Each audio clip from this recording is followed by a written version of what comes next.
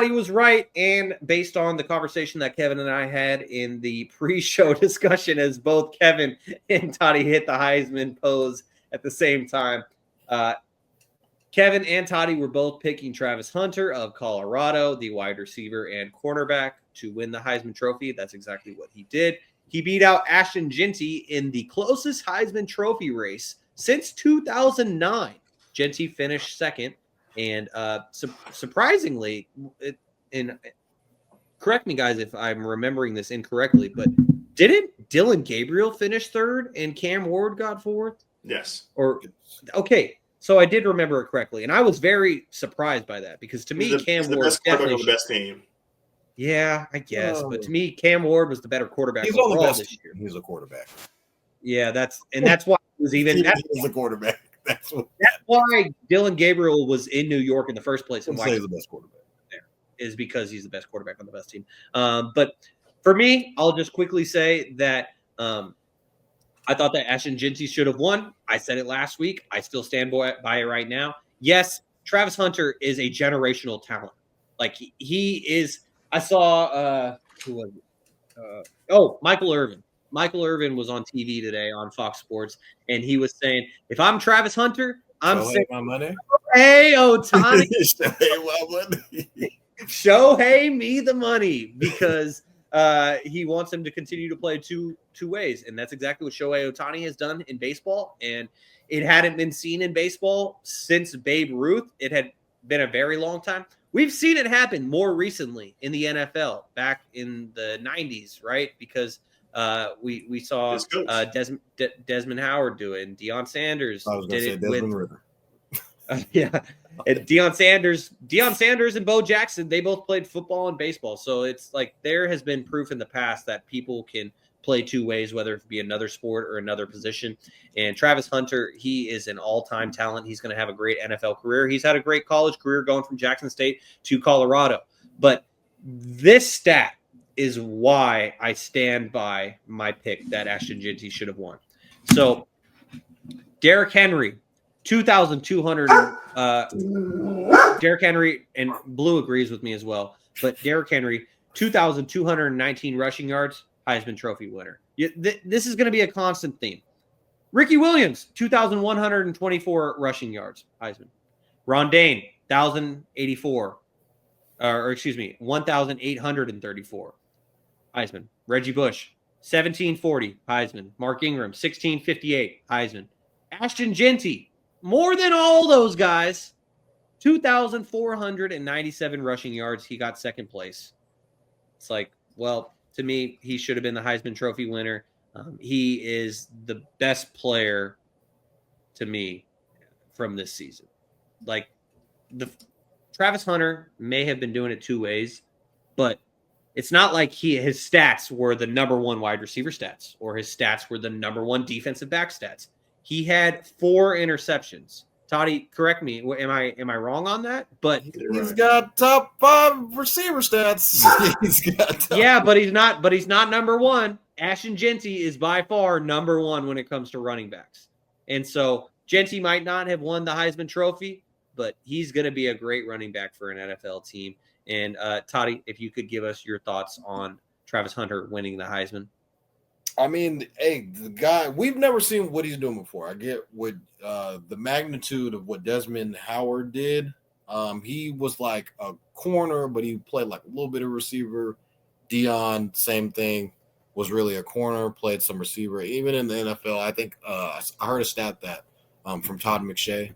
He said that I think Deion caught like 40 passes in the NFL. I legit think Travis Hunter can play both ways at the next level. At a legitimate rate. I know a lot of people are going to say that he can't because it's the NFL, it's the best athletes in the world at their positions. How are you going to be able to be top 5 at 2 positions, which is unheard of? And I think we're seeing something that's never been done before. Travis Hunter, I believe, finished like his stats. I think he had like 1,100 receiving yards.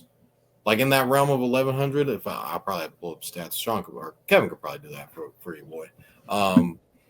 Travis Hunter receiving yards, but I thought he was one of the best corners in the league or in the country. I mean, if you kind of watch the games being played, people don't throw the ball to Travis Hunter's way. I think he only had recorded 4 interceptions, but interceptions don't determine how good a corner really is. You just base it off of coverage, look at the tape, who the offense is targeting on a consistent basis. And he was an impact player on offense as well. So he wasn't really a guy that came in packages. He was like their best receiver. he was like their best receiver on offense and their best defensive corner. And it doesn't hurt that Deion Sanders is your head coach and you're playing on national TV so everyone can see you. So I do think that does play a role into it. People aren't really focused on Boise State games. What Jeanty was doing was phenomenal.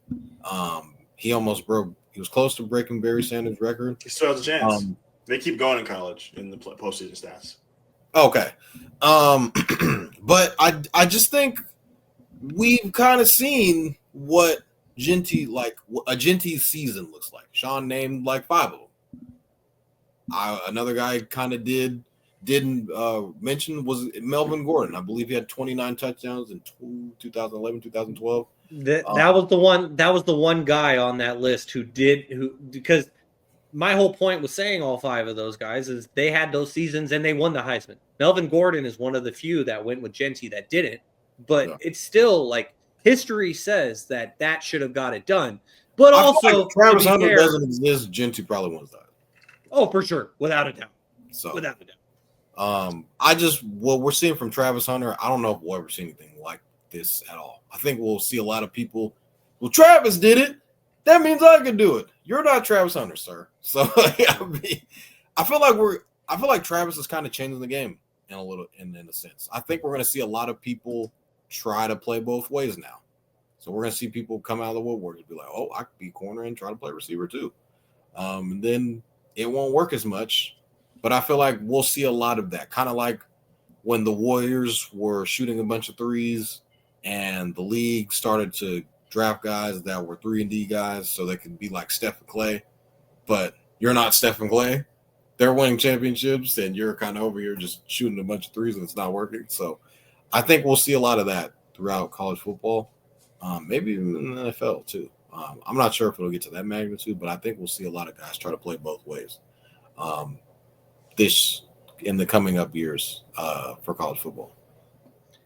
So, Kevin, you agree with Toddy that the Heisman Trophy voters got this right? Yeah, Shaun, I had a question for you. So you said those guys that won the Heisman had an ongoing theme of winning the Heisman. They also had an ongoing theme of playing Power 5 football. I heard of Bama. I heard another Bama. I heard of Texas. Could you imagine what those guys got me there? Could you imagine what those guys would have done against playing UNLV twice? Oh yeah, Hawaii, for like Auburn or Alabama. He probably wins it over Travis. So a lot of those stats sound nice, and they won the Heisman, but they also played the competition. No one cares that he's putting up 300 against Hawaii. No one cares that he's playing UNLV twice. I mentioned to Shaun, if they played one other big-time school, he gets this award. Because Big 12 football is Big 12 football, but they played Oregon and played them tight. And if they would have played another really, really good team and played them tight, then you have the argument. Jeanty has like 200 yards, he probably won. Probably wins. But the competition level is it all. And it's piss poor. Shaun, I have another question for you. How many AP teams did Ashton Jeanty make? Didn't he make the first team as a running back? Yeah. And then Travis Hunter made the first team as an all-purpose player. And then made it as a corner. Yeah. Okay. Competition, son. That's all. You got me there. You got me there. The Biletnikoff Award goes to the best receiver in football. Yeah. And he won the best defensive player trophy. Hey, Jeanty won he wasn't up for the award, but he wasn't up for the corner award. But he won the best defensive player, best receiver. 92 catches, 1,152 yards, 15 offensive touchdowns. Hey, man. I don't know what else to say, Shaun. I get it. There's a lot of Ashton Jeanty haters punching the wall right now, punching the air. Should have been him. Highway robbery. AP first team on both teams. Took home 7 awards. He was on screen with all his awards too. Did you think he wasn't going to win the Heisman? He wasn't going to win. And let me tell you other this. awards. History was made because the 10 out of the last 10 Heisman players or winners won the Maxwell. Ashton Jeanty wins the Maxwell. They said, you know what? We're going to give you credit. Best player in college football. But you don't get the You don't get the big boy one. Yeah, you get the big boy. You got me there. You absolutely got me there. There's not much else to say. Jeanty's going to be a top 15-ish pick still. And he should be a top 5 pick, but running backs are just so running backs. Running backs just they're so undervalued at this point. Last running back picked in the top 5 was Zeke. Oh gosh. Yeah. Hey, he had a good first 2-3 years of his career. He was elite. Elite Zeke.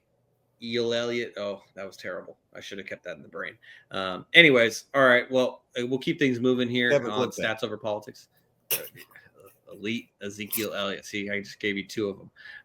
But anyways, we'll close things out here by previewing. Before we move on, I got one more question for you, Shaun. Yep. If Ashton Jeanty doesn't get 344 carries, 98 more than second place, are we talking about him for the Heisman? He got a lot of carries. Like he's the offense of that team. Yeah. Well, and that's even more reason why I thought he should have won, because like he has Boise State as the number 3 seed. That's another thing, is that Travis Hunter's team didn't sniff the playoffs. He has Boise State as the number 3 ranked team in the Colorado's in the Mountain West. They're going undefeated. Man, what? Yeah. Georgia Southern is good. Please don't read off their schedule. Portland State, Utah State. It's comical. Hawaii, UNLV twice, Nevada, San Jose State. Hey, Oregon, we're gonna have a bunch of Boise Wyoming State fans coming for our necks. Brother, I'm sorry. Look at this schedule. Look at that schedule. Oh my God. You know, every West they in the top 4 seed. Every time, I promise you, if they get beat the fuck out of whoever plays them, which will happen, they're gonna play at Texas, and this they would probably end up playing Penn State. It's either gonna be Penn State or SMU. 2-touchdown favorite. They'll be favored by 2 touchdowns. Well, I will just conclude this by saying every point that I thought that I've had, it's been contradicted and it's been killed, and it's been for rightful reasons. That's and so I will take my L just like Ashton Jeanty did, and we'll keep it pushing. The last thing that I'll say about this, since it was a discussion about Travis Hunter, and both of you are in committed long-term relationships where I've been single as fuck, so I could just speak on this. But all the hate that Travis Hunter's girlfriend's been getting has been extremely unnecessary. But the one thing I will say is that I don't know if you guys saw this, but she dropped like a 7-minute clip. She dropped like a 7-minute clip on TikTok today. And I thought I watched the entire clip. I watched the entire clip, even though through the first 60 seconds I was like, whoa. And then through the first 120 seconds, I was like, you just made it worse.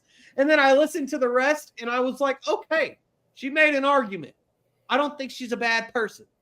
But she just totally dug herself a further hole when she started the video by saying, yeah, Travis sat in my DMs for 2 months because I saw he had a girlfriend and I didn't want to message him back when he had a girlfriend.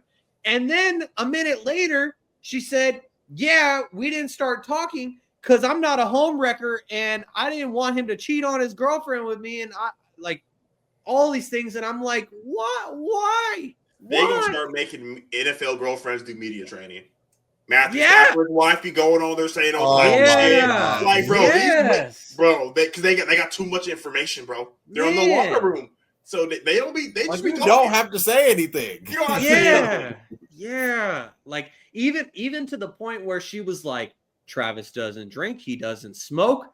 He used to drive me to parties, sit in the car for 3 hours. I'm Mexican, so I drink tequila. And then he would drive me and my friends home. And I'm like, why are you sharing all this information with the world?